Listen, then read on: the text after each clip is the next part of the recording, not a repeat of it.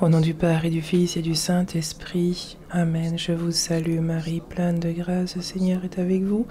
Vous êtes bénie entre toutes les femmes et Jésus, le fruit de vos entrailles, est béni.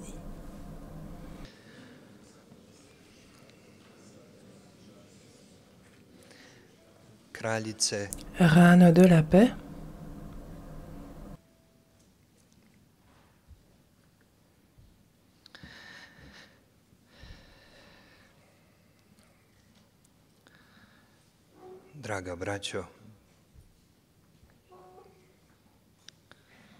chers frères,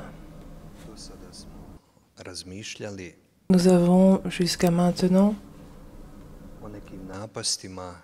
réfléchi sur certaines tentations qui menacent la vie sacerdotale. Nous avons parlé du fait que le prêtre, dans sa faiblesse et dans son besoin d'amour et de tendresse, est souvent dans le danger de rechercher une certaine amitié avec des choses du monde, avec certaines personnes. Il peut être aussi en danger de rechercher cet amour dans de mauvais endroits, en des choses erronées, mais cela fait partie de notre caractère humain.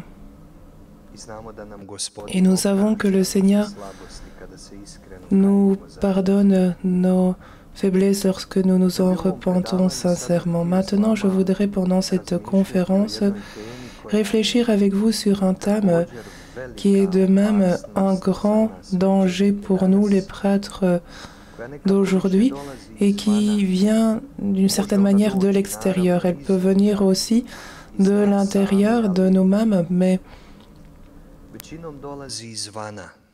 elle vient principalement de l'extérieur sous la pression d'autres. Je vais parler un peu de l'Église contemporaine et de ce danger qu'elle est pour nous, les prêtres, pour nous faire quitter le droit chemin. L'apôtre Marc, au chapitre 7, verset 8, dit « Vous aussi, vous laissez de côté les commandements de Dieu pour vous attacher à la tradition des hommes. »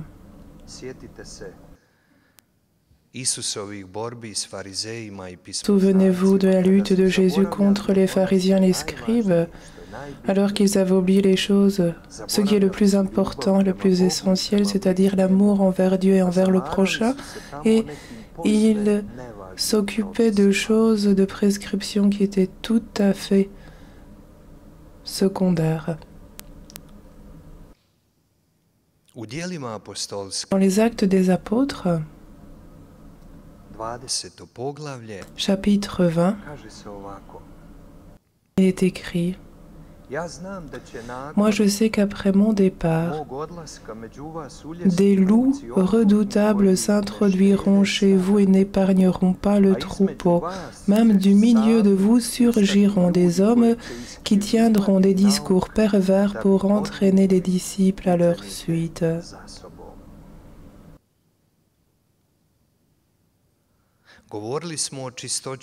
Nous avons parlé aussi de la pureté du corps sacerdotal et de l'âme sacerdotale. Mes chers prêtres, nous devons être très attentifs aujourd'hui, particulièrement attentifs en gardant la pureté de la foi. Gardez la pureté de la foi. Ce que l'Église a transmis à travers les siècles, c'est ce qui est attaqué aujourd'hui. Et beaucoup de prêtres aujourd'hui s'éloignent, nous en sommes témoins. Petit à petit, nous nous éloignons de la tradition catholique, de la foi catholique, de la religion catholique. Il y a de nombreuses raisons. Et à travers cette conférence, je vais seulement toucher une petite partie de ces choses. J'ai déjà parlé un peu pendant ces jours de cet absurde qui a lieu dans l'Église catholique d'aujourd'hui, une chose inimaginable, que les prêtres qui vivent et annoncent l'enseignement catholique sont déjà persécutés.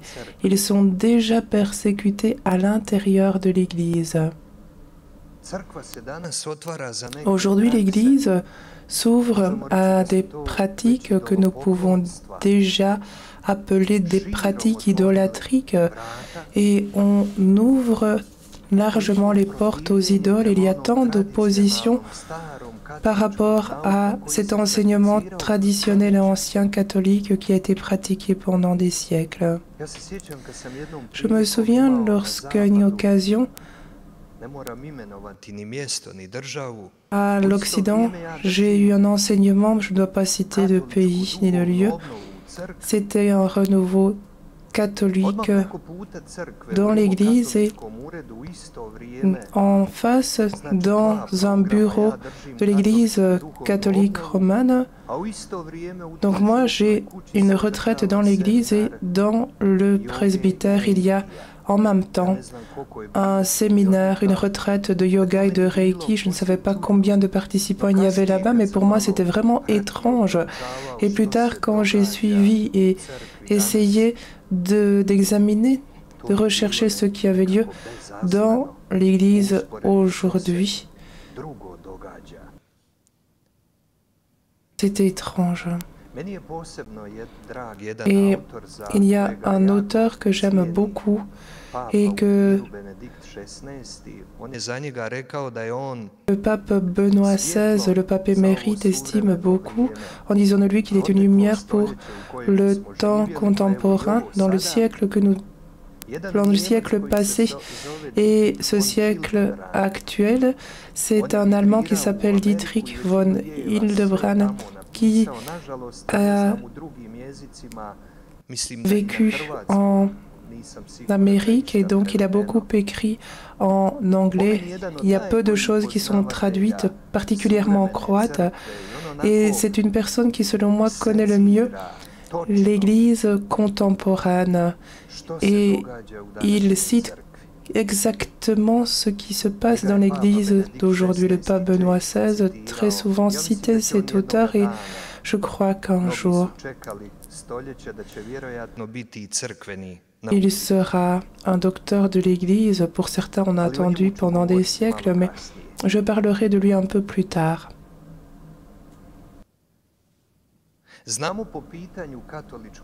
Nous savons que, en ce qui concerne l'Église catholique et l'enseignement catholique, nous le savons tous dans notre cœur déjà, mais il faut en parler. Nous connaissons les paroles du pape, le pape Paul VI, qui a dit que la fumée de Satan est déjà entrée dans l'Église. Et nous en sommes témoins, nous faisons partie de l'Église, nous sommes membres de l'Église, et tout ce qui est mauvais dans l'Église nous fait souffrir, et nous sommes impuissants. Nous regardons notre chère Église qui est comme une barque et qui prend l'eau de tous les côtés, et c'est comme si nous savions qu'elle ne va pas couler, mais nous ne savons pas ce qu'il faut faire. Hildebrand, cet écrivain que j'ai cité, il parle de 5 colonnes dans l'Église. Et il explique de manière très belle en disant que le danger de l'Église contemporaine, c'est que le mal s'est transformé, il est devenu une chose cachée. Il parle des hérétiques dans l'histoire de l'Église comme Luther, Henri VIII, Voltaire, etc. Ils quittaient l'Église et alors ils rongeaient l'Église de l'extérieur. Ceci dit, ce qui se passe aujourd'hui, c'est que ceux qui sont en train de ronger l'Église comme des vers restent à l'intérieur de l'Église. Je vais à nouveau vous citer un livre que j'aime beaucoup, Les fils de prédilection de Marie, chapitre 405 de ce livre. C'est un livre que j'aime beaucoup, qui porte le titre de la bête semblable à une panthère, où Notre-Dame parle de la panthère noire dont elle parle de manière très belle. Elle dit que ce sont des prêtres, des évêques et des hauts dignitaires ecclésiaux qui se sont refroidis dans leur foi et qui sont devenus ceux qui détruisent l'Église de l'intérieur. Et nous voyons cela, nous regardons cela, nous sommes témoins de cela, je le répète, et nous nous sentons impuissants. Mais pourtant, nous devons faire quelque chose. Souvenez-vous de l'Église, de l'histoire de l'Église, chers frères prêtres. Pourquoi est-il nécessaire de parler de cela lors d'une retraite pour les prêtres? Eh bien, toutes les grandes hérésies dans l'histoire de l'Église ont commencé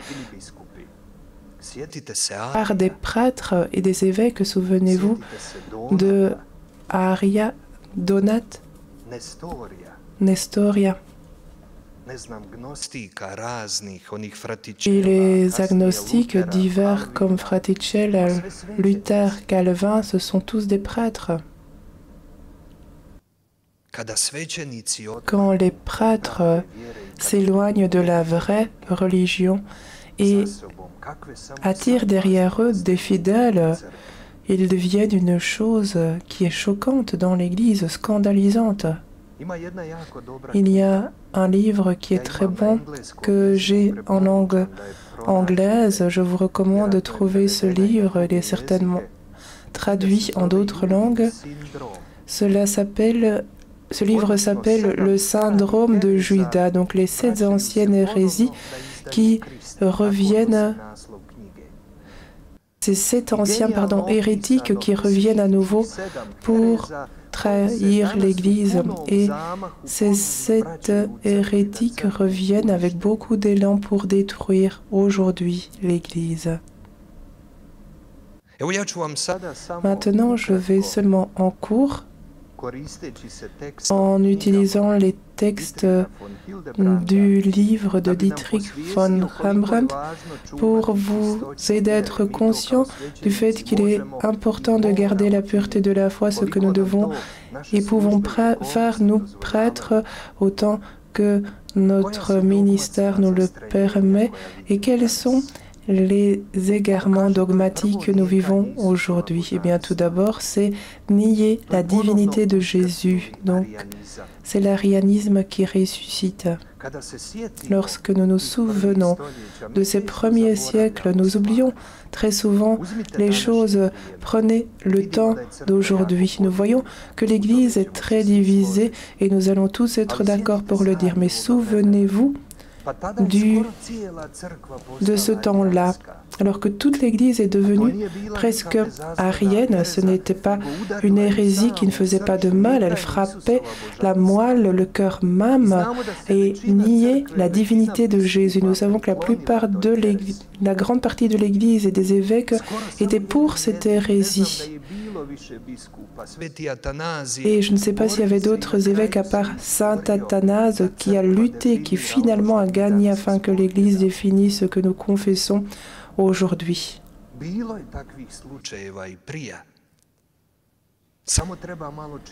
y a eu de tels cas, et plutôt si on lit l'histoire de l'Église et les conciles, nous verrons qu'il y a toujours eu des attaques contre l'Église.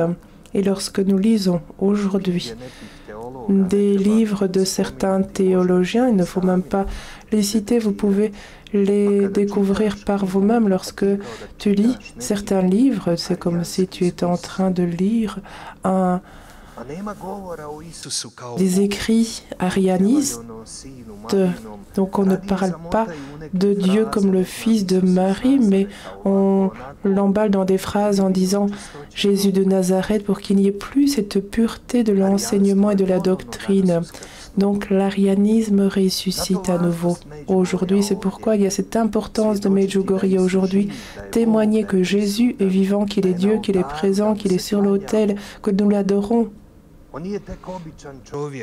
Donc il n'est pas seulement un homme ordinaire et un prophète comme l'était Bouddha ou Mohammed, mais il est notre sauveur, notre Seigneur, le Fils de Dieu incarné. Il faut en parler continuellement. Je vous parle avec raison. C'est que je sais que de nombreux confrères prêtres, particulièrement quand nous avons un public qui est sensible, par exemple, un rassemblement interreligieux, il ne faut surtout pas citer Jésus. Dieu est le Père de tous et on fait comme ça. Et alors quand arrivent d'autres, par exemple les musulmans, ils parlent avec ouverture de ce qui est le cœur de leur foi, mais nous avons honte de notre Seigneur Jésus. Et c'est pourquoi je répète cette parole de Jésus. S'ils avaient honte de dire devant les hommes que je suis le vrai Dieu, le vrai homme, eh bien moi j'aurais honte de vous devant la face du Père Tout-Puissant. Donc, frères et sœurs, pardon, chers frères prêtres, parlons, parce que nous pensons que les gens le savent, mais nos croyants ne le savent pas suffisant, ils ne sont pas suffisamment conscients. Il y a encore moins quelqu'un qui arrive par hasard à la Sainte Messe et nous entend parler de belles histoires, de contes de fées et de petits princes. Donc il faut aller vraiment au cœur. L'autre erreur dogmatique, le dogmatisme, l'ancienne secte, le gnosticisme, Jésus, homme, il n'est pas crucifié, il y avait un corps qui était une illusion, c'est une autre personne qui a été crucifiée, nous le voyons dans certaines sectes, mais ce n'est pas l'enseignement de l'Église catholique. Et je me souviens quand nous étions étudiants, il y avait des livres avec des contenus pseudo-religieux où l'on parle de Jésus d'une telle manière, où on disait mais que les étudiants sachent que cela existe, mais je dis, il faudrait qu'ils connaissent tout d'abord les choses fondamentales de leur foi et que plus tard ils puissent lire d'autres littératures avec une foi qui est déjà fortifiée, car on sait que beaucoup de personnes quittaient, eh bien, pour ne pas vous citer les œuvres que ces personnes qui quittaient lisaient. Troisième réalité, dit Dietrich von der Brand, le thème que l'on aime beaucoup aujourd'hui, c'est nier l'existence du diable et de la possibilité de la perte éternelle. Et ce n'est pas sans raison que j'ai dit hier soir de l'autel que nous parlons trop peu de cela. Dès que nous commençons à en parler, on me dit, mais ne parle pas à nouveau du diable. Mais pourquoi à nouveau? Je n'ai jamais parlé du diable. Pourquoi une telle peur de parler de la possibilité de la perte éternelle? Mais où est le soin des âmes humaines? Je me souviens d'une paroisse, les enfants, les confirmants, mais je n'aime pas avoir peur aux enfants. Autrefois, il y avait l'évangile et des images, des tableaux dans les églises. On voyait le jugement final, le paradis, l'enfer. Les enfants voyaient ça, ils étaient éduqués dans la foi. Et je me souviens, j'étais dans une église où il y avait un grand tableau qui représentait le purgatoire. Je ne me souviens plus exactement ce qu'il y avait sur ce tableau et la religieuse disait « Mais mets ce tableau de côté pour ne pas qu'on effraie les enfants ». J'ai dit « Pourquoi est-ce que cela devrait effrayer les enfants, ô ma mère ?» Donc, nier la possibilité de la perte éternelle, de la damnation, et nier l'existence du diable. Il faut parler aux gens de tout cela avec amour. Cela existe, oui, mais notre Dieu est plus fort. Mais il y a cela qui existe et qui guette à tes côtés chaque jour. Et donc, ne tenons pas les gens dans l'ignorance en leur disant « Mais laisse tomber cela, je connais des prêtres qui vraiment ont des difficultés sérieuses par rapport à cela. Ils envoient chez un psychiatre des personnes qui parlent de cela et on donne des médicaments alors que des personnes auraient besoin uniquement d'une bonne confession et d'une bonne bénédiction pour qu'ils puissent à nouveau voler comme un oiseau. Un autre éloignement dogmatique contre lequel nous devons lutter, c'est nier l'autorité ecclésiale et la tradition apostolique. Tout cela nous met dans la confusion. Nous sommes troublés comme s'il n'y avait rien eu jusqu'au deuxième concile du Vatican. Mais jusqu'au deuxième concile du Vatican, il y a eu... le deuxième concile du Vatican avait une bonne intention qui a été mal interprétée plus tard peut-être, mais il y a eu aussi cette histoire de l'Église jusqu'à ce concile-là. Et donc ce qui est bon, cela ne change pas, cela reste. Donc l'Église, à travers les siècles, a traîné tout cela comme un fil conducteur pendant des siècles. Qui sommes-nous pour l'interrompre, le couper maintenant? Donc c'est l'histoire de l'Église catholique et gardons cette continuité que nous avons des apôtres, des pères de l'Église, des conciles, des ecclésiaux. Et certains voudraient couper tout cela en disant « laisse tomber tout ce qui est ancien, nous avons ce qui est nouveau ». Donc nous détruisons ce qui est ancien et ne construisons rien de nouveau. C'est-à-dire que nous accueillons ce qui est nouveau, mais ce n'est pas notre, c'est quelque chose qui est hybride, c'est quelque chose qui en rien ne se fond avec notre Église, notre religion catholique. Et la chose suivante, dit Hildebrandt, et c'est ce que nous voyons aujourd'hui un peu partout, et c'est une chose essentielle, c'est nier le sacrifice eucharistique et les dévotions mariales. C'est le cœur de tout. Partout où je vais prédiquer, j'embête même les gens avec cela.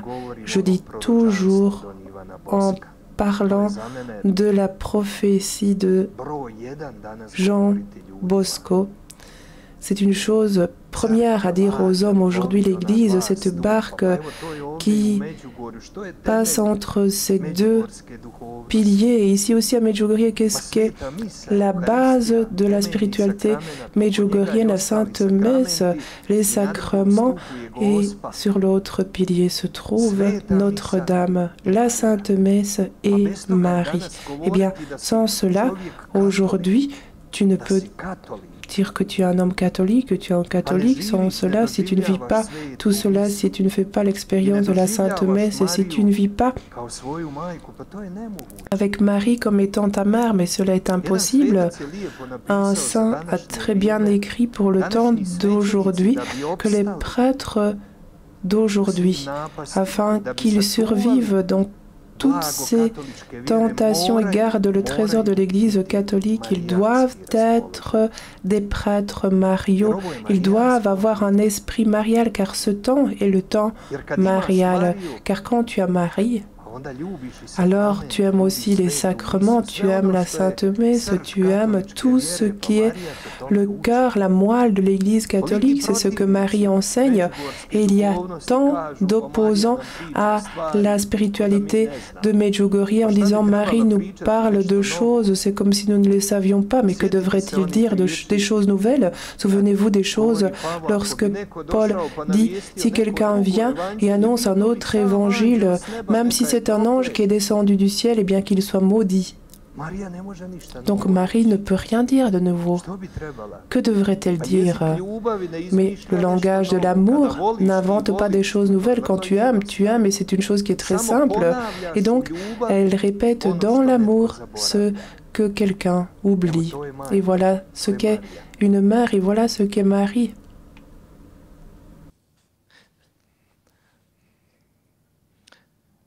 Je crois que dans tous les peuples, je sais qu'en Hongrie, en Pologne, et quand d'autres pays, comme chez nous les Croates, au temps du communisme, il y avait des évêques, des cardinaux saints. Nous avions le cardinal Alojzije Stepinac, qui défendait la pureté et la beauté de la religion catholique. Il la défendait de tous. Tout d'abord, à Zagreb, on l'a persécuté, il était persécuté par les maçons, et puis il a nommé cette secte qui est arrivée dans la capitale de Croatie, et aussi l'attaque. Et ensuite, il y a eu le régime des Oustachas que lui aussi nommait et citait, et puis les communistes qui l'ont jugé, condamné, mais lui ne craignait personne. Pourquoi est-ce que je vous dis cela? Eh bien, tous dans notre cœur, nous le sentons cela, mais nous ne devons pas juger les autres, mais c'est la responsabilité de chacun de nous, selon les responsabilités que nous avons, de nommer, de citer le mal dans l'Église, dans notre temps, dans notre société. Nous pouvons nous taire, chers frères, chacun à sa manière. Peut-être que nous pouvons parler, crier sans rien dire, mais nous pouvons aussi, par notre attitude, par notre position, par notre vocation sacerdotale, donner un témoignage. Nous pouvons prendre l'habit de religieux, ou bien quand nous allons quelque part dans le monde, n'ayons pas peur de ce que nous sommes, ne le craignez pas. Aujourd'hui, c'est un très grand signe quand dans le monde occidental, vous allez en portant votre habit religieux. Les gens pensent qu'on est en train de filmer un film. On se dit, d'où sort-il celui-là? C'est un ressuscité. Et donc c'est un signe aujourd'hui quand des gens voient qu'il existe encore des personnes qui croient en Dieu, qu'il y a encore des prêtres, et non pas que les prêtres sont cachés dans leur trou de souris, mais qu'il existe et qu'ils ont le droit de juger et de vivre, et d'annoncer la vérité. Qu'est-ce qui nous arrive très souvent, mes frères? Eh bien, comme le dit la Sainte Écriture, nous quittons les commandements de Dieu pour garder la tradition humaine. Donc nous prenons soin de ce que les hommes vont dire de nous et non pas de ce que Dieu dira de nous. Nous pouvons, jusqu'à un certain point, comprendre parce qu'aujourd'hui les médias ont une telle force puissante qu'ils nous crucifient, qu'ils nous détruisent comme si Dieu ne nous avait rien donné. Un prêtre m'a raconté en Allemagne, il travaille avec les croates en Allemagne, il me raconte que des médias sont venus et lui ont demandé ce qu'était sa position par rapport au couple homosexuel. Et lui savait que quoi qu'ils disent, s'ils disaient une chose qui n'était pas correcte pour eux, il était crucifié, que son évêque allait certainement le déplacer ailleurs parce qu'il n'est pas désirable qu'on parle négativement de cela. Et donc il a réussi à se sortir d'affaire en disant « Moi, je représente ce que dit l'Église catholique et donc va poser la question à mon évêque, va poser la question au pape et laisse-moi en paix. » Eh bien, aujourd'hui, il n'est pas facile de témoigner de ce que je suis. Aujourd'hui, il n'est pas facile de parler du mal dans l'Église et dans le monde parce qu'on va être critiqué, parce qu'on va être crucifié. Et combien cela est difficile. Et c'est pourquoi nous avons besoin de force, nous avons besoin de notre mère, nous avons besoin de tels lieux comme Medjugorje, d'avoir le courage, car nous, frères, nous ne sommes pas plus courageux que les apôtres et nous savons qu'ils se sont tous dispersés quand tout était difficile et eux, ils avaient Jésus vivant auprès d'eux, ils l'ont vu, ils ont témoigné de ce qu'il faisait. Eh bien, la peur est forte et contre la peur, nous ne pouvons pas lutter avec nos propres forces. Et le pape Jean XXIII dit que l'Église doit donner sa marque au temps dans lequel elle se trouve. Que s'est-il passé après le deuxième concile du Vatican? Eh bien, cette parole aggiornament, mise à jour. Donc, c'était une bonne intention, donc rapprocher l'Évangile de l'homme contemporain. Mais beaucoup de personnes ont beaucoup utilisé, profité de cela, et ce qui est arrivé, c'est une chose contraire.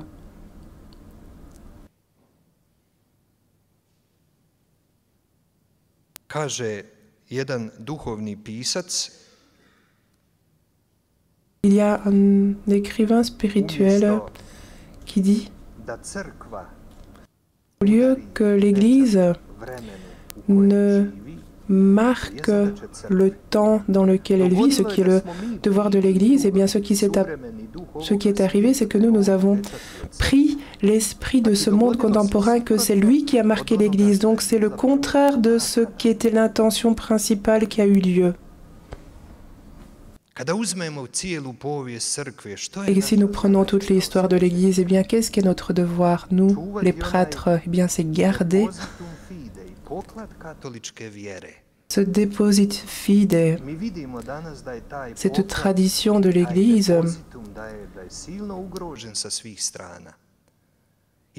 Et nous voyons que cela est menacé de tous les côtés. Donc, je répète, nous devons faire quelque chose.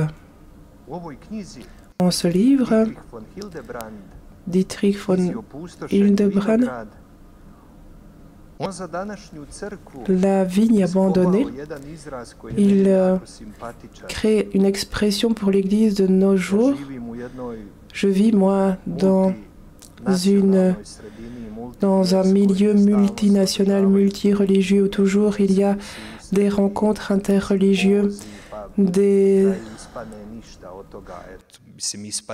rencontres et finalement rien après cela.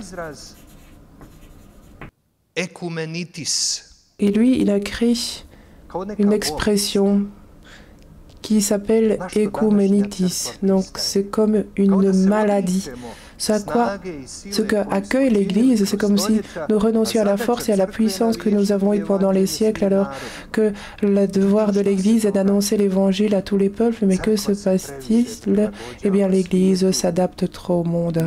Et nous, d'une certaine manière, eh bien, ce tranchant, il n'est plus coupant.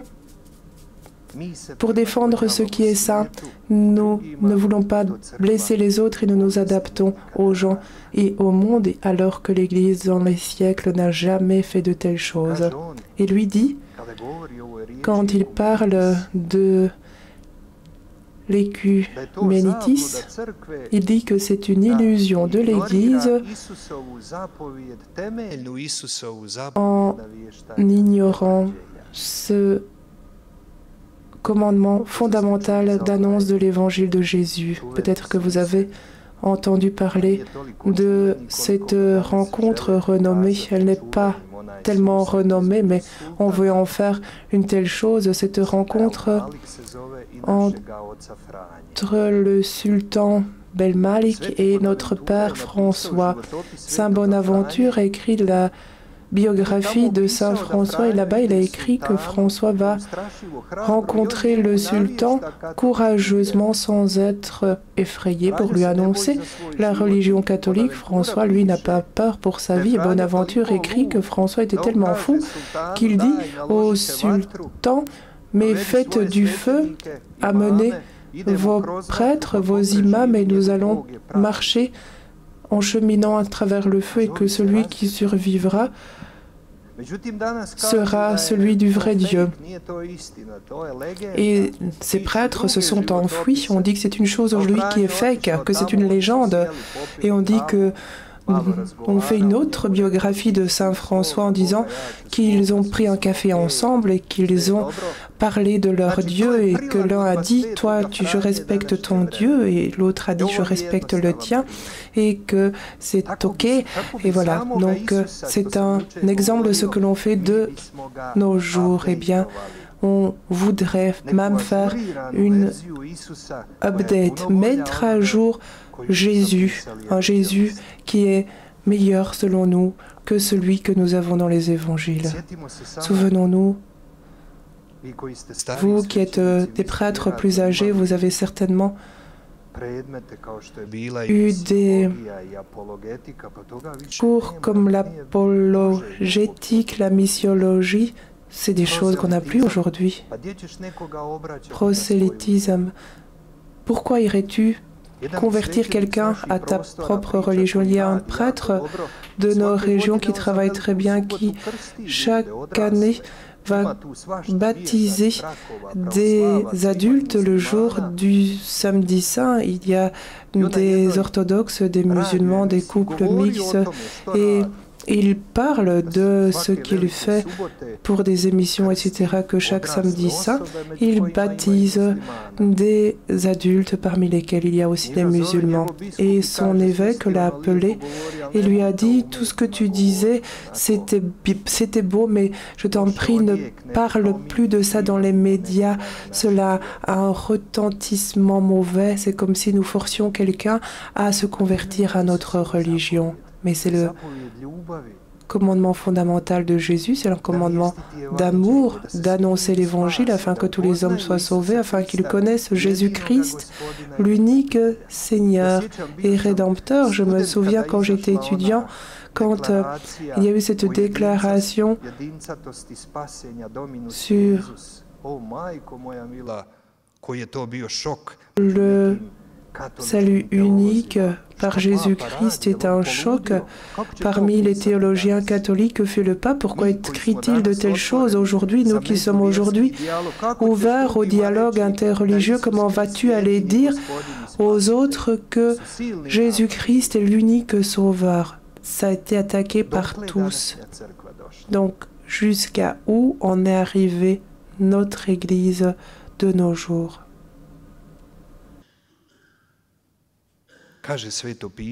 Et la Sainte Écriture dit, Jésus parle à ses apôtres avant l'ascension, aller dans le monde entier et annoncer l'Évangile. Celui qui croit et sera baptisé sera sauvé. Celui qui refuse de croire sera condamné. Je vais citer encore quelques points que cite Dietrich von Hildebrand, ce qui est important pour notre temps actuel. Il dit dans l'Église contemporaine, dans le monde contemporain, on arrive à une dépersonnalisation, donc le collectivisme, donc l'homme n'a plus droit d'avoir sa propre pensée, sa propre vérité. La question de vérité est une question qui n'est plus en discussion. Tous ont droit à avoir leur propre vérité. Nous avons vu cela pendant la pandémie. Peut-être que maintenant arrive le deuxième épisode de la pandémie. Eh bien, tu n'as pas le droit d'avoir ta pensée personnelle, ce que tu penses. Vas-tu prendre ce vaccin ou non? Non, il y a une réflexion collective et c'est une autre personne qui va te dire ce que tu dois faire et ce que tu dois penser dans ta propre tête. Et d'un autre côté, tu as tant d'associations qui sont pour l'avortement et qui disent « mon corps, mon choix ». Là, c'est possible. Donc, quand c'est contre le commandement de Dieu et la loi de Dieu, eh bien, on peut décider des choses individuellement, mais quand c'est une question de foi, tu n'as pas le droit de l'exprimer. Il y a quelqu'un qui va penser à ta place. Et de même à l'Église. Dans l'Église aujourd'hui, quand nous, les prêtres, nous élevons la voix en disant « ce n'est pas possible, on ne peut pas faire comme ça », cela fait des siècles que nous avons dit qu'une chose était péché, qu'une chose était bonne ou qu'une chose n'était pas bonne. Tant de saints qui en ont parlé, tant de conciles qui ont parlé de cela. Et aujourd'hui, tout à coup, quelqu'un dit « tu ne peux plus parler de cela, c'est comme ça et point ». C'est pourquoi, frères, prêtres, je prends beaucoup de temps pour ceci, mais pour revenir à cette 5e pierre dont parle Notre-Dame, c'est la source qu'est la Sainte Écriture, c'est le 5e pierre que donne Notre-Dame ici. Comment lutter contre les hérésies contemporaines dans notre Église actuelle? Eh bien, nous pouvons le faire avec l'aide de la Sainte Écriture. Et Saint François est un très bon exemple. Il vit la Sainte Écriture, chaque parole le touche jusqu'à sa moelle, comme si chaque parole avait été écrite pour lui. Et il vit cette Sainte Écriture comme une parole vivante qui est adressée à lui, et tout ce qu'il y entend et tout ce qu'il y vit, il s'efforce de le vivre ainsi. Eh bien, c'est ce dont nous avons besoin aujourd'hui lorsque nous nous préparons pour une homélie, lorsque nous allons parler. Eh bien, combien il est important de revenir pour plonger dans la Sainte Écriture. Prenez les homélies de saint Antoine de Padoue, mais ce ne sont que des citations de la Sainte Écriture l'une après l'autre. Donc, la Sainte Écriture vivante, tout simplement, cela sort de lui, cela jaillit de lui. Pourquoi? Parce qu'il vivait dans la Sainte Écriture, il la lisait, il était à l'écoute de la Sainte Écriture. Nous permettons d'une certaine manière que les protestants prennent pour eux cette Sainte Écriture comme si elle leur appartenait, et nous ne voulons pas la lire et essayer de l'approfondir. Et puis vient dans notre paroisse un pasteur protestant qui va bien connaître la Sainte Écriture et qui va nous emmener nos fidèles. C'est notre faute. Essayons, nous, de rendre nos fidèles enthousiasmés pour la Sainte Écriture. Je me souviens quand j'étais dans une paroisse, la paroisse de Brestovo, en Bosnie centrale, et nous avions pris l'initiative que en chaque maison, en chaque famille, passe la statue de Notre-Dame. Elle y passait 24 heures et en chaque maison, on lisait la Sainte Écriture. J'y allais le soir, on la lisait ensemble et on l'interprétait, on en discutait. Les gens disaient, pourquoi est-ce qu'on ne ferait pas cela continuellement? Je dis, mais qui vous empêche de le faire? Éteignez la télévision, lisez la Sainte Écriture. S'il y a des choses qui ne sont pas claires, demandez au prêtre pour ne pas que vous compreniez mal certaines choses. Mais qui vous empêche de faire de telles choses? Être enthousiasmé par la Sainte Écriture, par la Sainte Parole.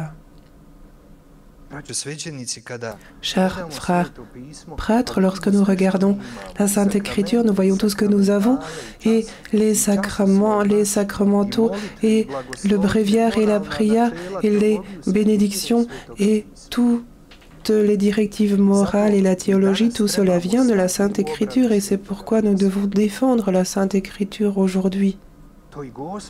Et c'est ce que Notre-Dame souligne ici aujourd'hui. Je le répète, c'est un des 5 pierres. J'ai déjà cité 4 pierres et ceci est la dernière, la Sainte Écriture, qui est tellement importante. Marie sait ce qui est nécessaire.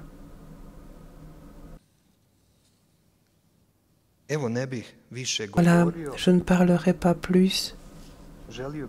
Et je voudrais vraiment que ces jours que nous passons ici à Medjugorje,